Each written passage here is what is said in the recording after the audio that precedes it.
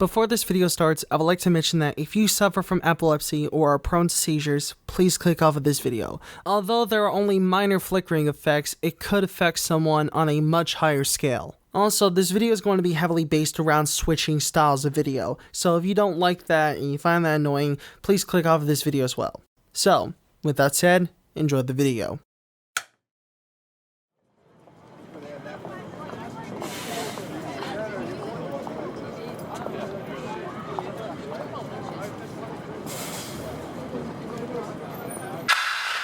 Hello, this is Bobby Burns. It's been made clear to me that there are a lot of questions that have gone unanswered regarding this channel and myself. It's the result of 2.5 years of hard work and dedication. You've been hiding it for so long. It's made you stop being you. I love you. Let me know when you get this.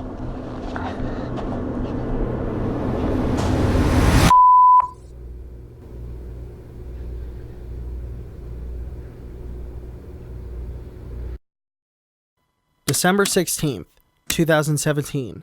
This was the day I uploaded my first video on Bobby Burns, titled Bobby Burns the Video Faker. The video had a very negative reception, and it's understandable why. I was just going on and on about how he was being too dramatic about Shane Dawson's videos, and I didn't really give any good information regarding fake beef and still being friends or rivals with somebody. But now I'm wanting to dive a little further into the realm of Bobby Burns, because, man, what he's been doing lately is kind of concerning. So, in today's video, I will be going over all of Bobby's videography, from being a host on Branson's to making independent content to becoming a SoundCloud rapper. No, really, he has a SoundCloud page which he uploads music to. This is actually real. But to me, there is one word in particular that comes to mind: manipulator. And there's a lot that goes into this video that I reached through. And I intend on explaining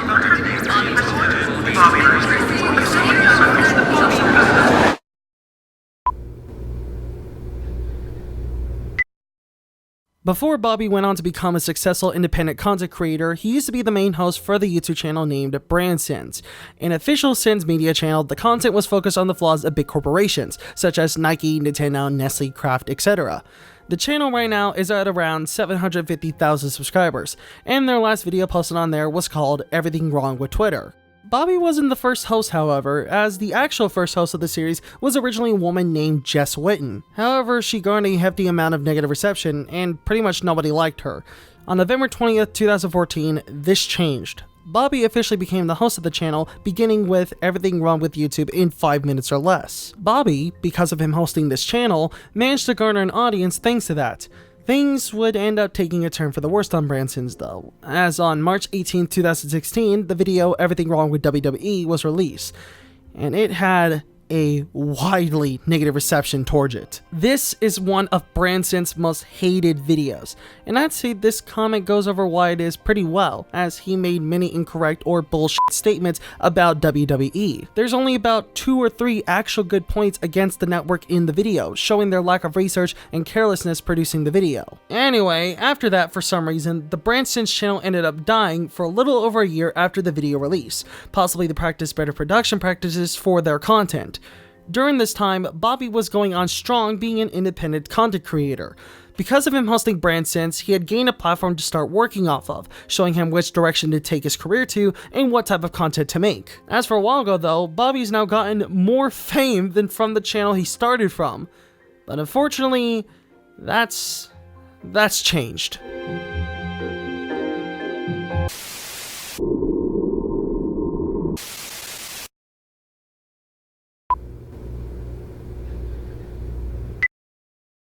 At this point, Bobby knew exactly what he was doing. He knew the path he wanted to go, the content he wanted to make, and how to create it.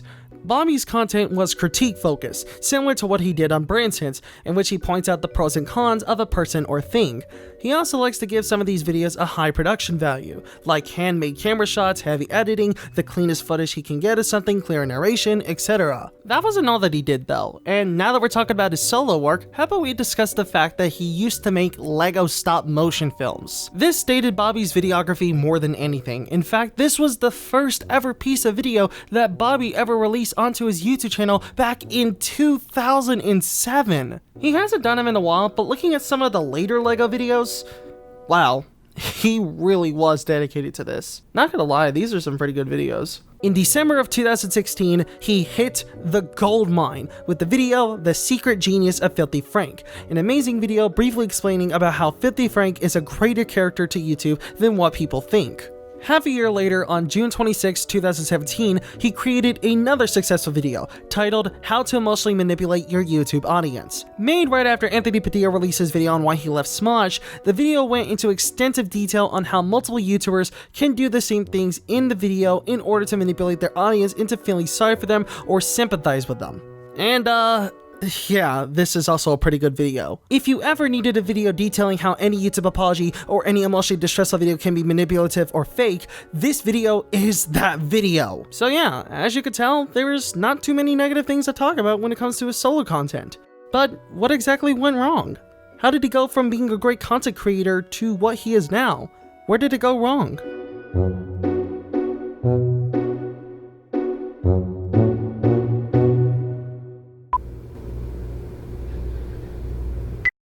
Alright, this is gonna get deep.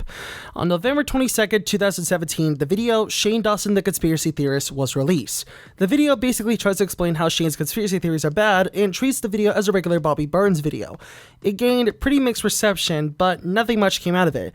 Shane made a tweet to Bobby about the video, but that was about it. That was until December 18th, 2017, when Shane released the video Confronting My Hater. This 4-part series shows the experience Shane and Bobby had confronting each other a month after Bobby made the video. Of course, this whole thing gained widespread attention, both positive and negative, with the videos gaining about 5 to 10 million views apiece. The whole thing went so far to the point that the last part of the series shows Shane buying Bobby a brand new car. That's how much Shane cared about Bobby, even though he never really knew him. If this is all that Shane and Bobby would do together, and Bobby continued to make his regular content, then this wouldn't go any further, right? Well, not exactly. In fact, he heavily changed his content, going from making deep critiques to near family-friendly vlogging videos. He also posted content on Shane's channel, but those are all now deleted for some reason. This drastic change of content had those that used to watch Bobby's content pretty concerned with the sudden change.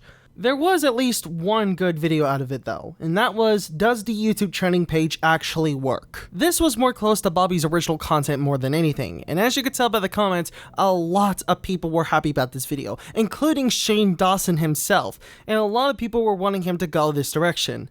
Unfortunately, that didn't last long though, and we're gonna get to that in a minute. While I can understand why a bunch of wild-ass claims were being made about this, I have my own theory. Maybe Bobby just didn't have the same inspiration for making this type of content like he used to have. Maybe he didn't want to make it anymore and just wanted to change? I honestly don't know. This would be more understandable though, as this happens to a lot of YouTubers. For example, Shane Dawson. He went from making vlogs, doing weird life hacks, and buying things online, to conspiracy theory, documentary-esque videos, which are heavily edited, and even working his ass off so much to the point where he got a bladder infection trying to finish his Jake Paul series. Lots of YouTubers would want to change their content, so maybe Bobby is just one of them and he didn't want to make critiques anymore after he made the Shane video. That's the only way I could explain why he possibly did this. Who are you? What do you want from me?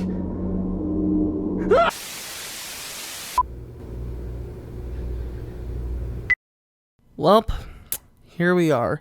The part that wanted me to make this video. How bad can his music be? I mean, it can't really be that bad, right? Pull up with a motherfucking cat! Pull up with a motherfucking rat! Feel like a motherfucking man when a deep cut on a dumpster with a hot straw, yeah! Actually though, it's not that good. On July 27th, 2018, a video named Help Me was published to his YouTube channel. It was a very concerning video, showing Bobby with a messed up face explaining that he's doing a half-hour live stream. It portrays Bobby being kidnapped or taken hostage by somebody, telling him to say certain things like mentioning the certain nasty tapes, which I'll get to in a little bit. Also, the nasty tape is now available on all platforms.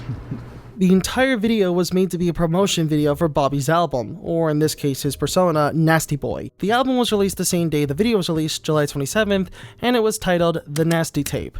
The tape consists of 7 tracks: The Slime, I Love You x2, or X2, Blacked Out, Life in the Crypt, parentheses, Nightmare, Welcome to Hell, Leo Famous, and Lemonade. The last one of which had a music video released after the promotional video on August 4th, 2018.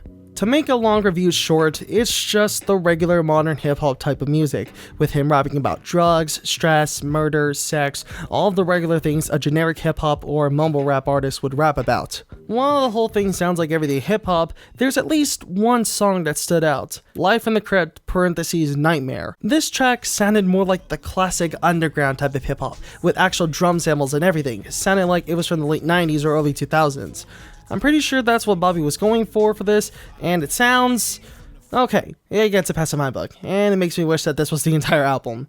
At the very least okay, because an okay album is better than a bad one. Bobby is still, surprisingly enough, making music. In fact, he released his newest album, Goodbye, not too long ago, on March 8th, 2019. For this one, he didn't use his Nasty Boy persona, so that alone makes me wonder about the timeline between him and Nasty when it comes to the music. Or I'm just overthinking this, I don't know. Anyway, while this one was a bit more tolerable to listen to compared to the Nasty Tape, the sound was more diverse, but sound like rip-offs of other songs. They sounded a bit like XL Tour Life, and Blood sounded more like Lucid Dreams.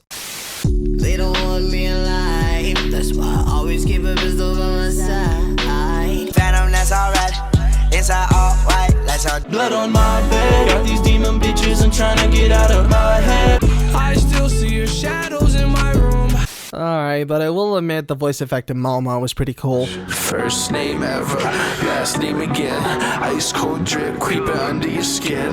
You'll live forever, I die within. Hands around my throat, no one can breathe in. Unfortunately, this new wave of creepy music hasn't gone well for Bobby, and he's starting to lose more subscribers than anything after releasing the Nasty Tape. When Roman, or Nilfkers, discussed about Bobby a while back, he was saying that what Bobby could be doing here is scaring off the fans that don't like his music and is attempting to gain a new wave of fans that enjoy it. But for real though, that's what I think is happening here. I think Bobby Burns is just trying to create his own sort of new persona. He's trying to scare away all the subscribers that don't like what he's doing right now. By doing that, he probably could attract actually a new audience, which actually would enjoy what he's doing right now, and I think that's pretty possible. I could see some people unironically liking his music, so I can understand why he would do this. In fact, his Nasty Boy persona pushes this even further, making this a completely different version of Bobby. I'm being honest when saying that I like what he's doing here. But until then, Bobby's gonna have to continue going through this storm until he could find himself a new fan base.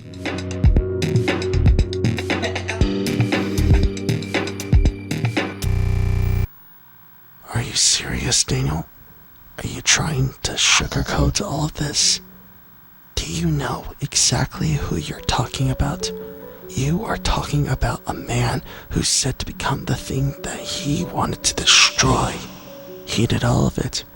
He became an Instagram influencer. He became a hip-hop artist. He did all of it. There's no sugarcoating it.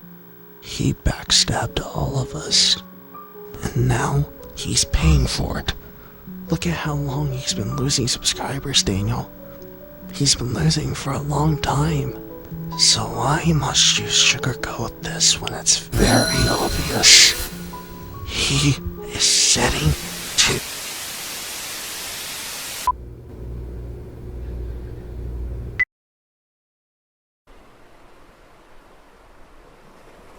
I really want to know exactly where all this started, because a drastic change like this happening in such a short amount of time is very questionable and concerning. Just how exactly did he go from being a critic to a vlogger to a hip-hop artist? Well, to answer at least some of these questions, we need to go back to when he made those videos with Shane. As I said before, what I think happened was he was getting tired of doing these critical videos after he did his video on Shane. He didn't have the same energy as he did before, so he decided to move on to vlogging because it's a different style of video.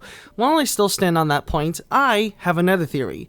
What if Bobby was trying to do the exact same thing Shane was doing in order for him to appeal to the new audience he's getting? This would make a little bit more sense considering that Bobby's content is far different compared to Shane's content. So I'm assuming Bobby was trying to do the same content Shane is doing in order for this audience to get used to the new channel that Shane linked them all to. But what about the hip hop stuff? Where did that all come from? Where's the origin of that? Well, my only guess for that is that was just another new thing that Bobby was trying to do. Before any of this ever happened, Bobby was very experimental with his videos. That's why there's multiple different versions of Bobby. There's Bobby Burns 1.0, 2.0, 3.0, 4.0, 5.0, and the latest 6.0. That way, Bobby had much more flexibility with his channel so that way he could do multiple different things for each version of Bobby Burns. After the vlogging mishap that is 5.0 and before the Help Me video release, a new video was released titled The End of Bobby Burns. This was not only the debut of his music career, but this was also the debut of his persona, Nasty Boy. The video and song itself is mainly just Bobby making a diss track on himself,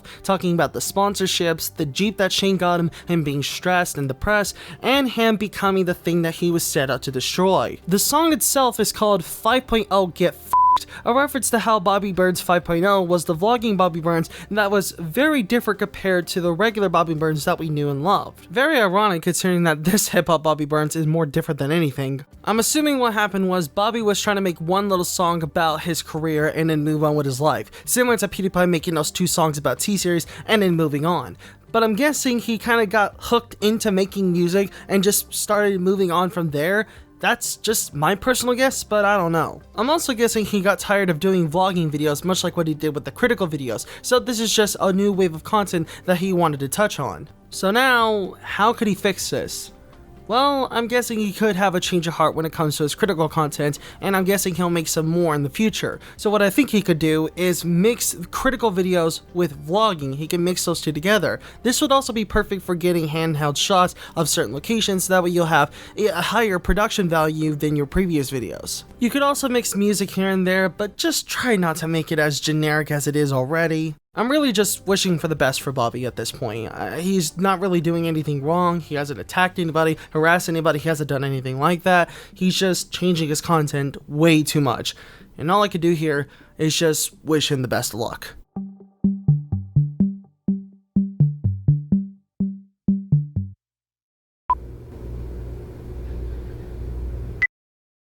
Bobby, if you're watching this, please know that I think you're a nice person. I bet you're an actual fun person to talk to in real life and are just trying to make a career in producing music. Your last video shows that you're a regular person, so I bet you're the same off camera. I hope you can gain a new fan base from your music. While I don't personally like it, I know that some other people do, even if it can get incredibly disturbing at times, but that's just my taste. I want to see you grow as much as you did before, because I know you never did anything that deserves the channel's death like the many other YouTubers I talked about before. You're pretty much going through the same direction that Bart Baker's going. You didn't necessarily do anything wrong, but you had a couple mishaps, and you completely changed your content. As a result of that though, your channel's slowly dying off. I've seen this decision made before, and who knows, maybe you're gonna make a comeback one day and go back to making your old content. But as of now, I guess we'll have to wait for that. It'll either never happen, or take a long, long time.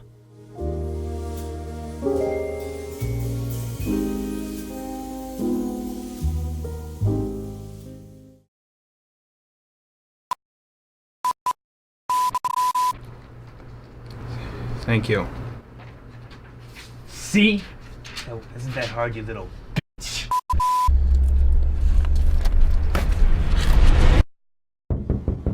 Huh? Hello? Who could be knocking at such a late time like this? Hello?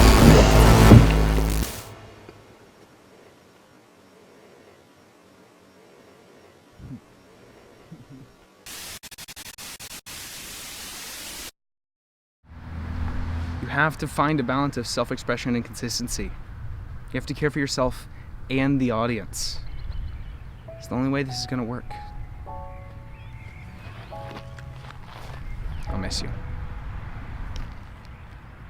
Good luck.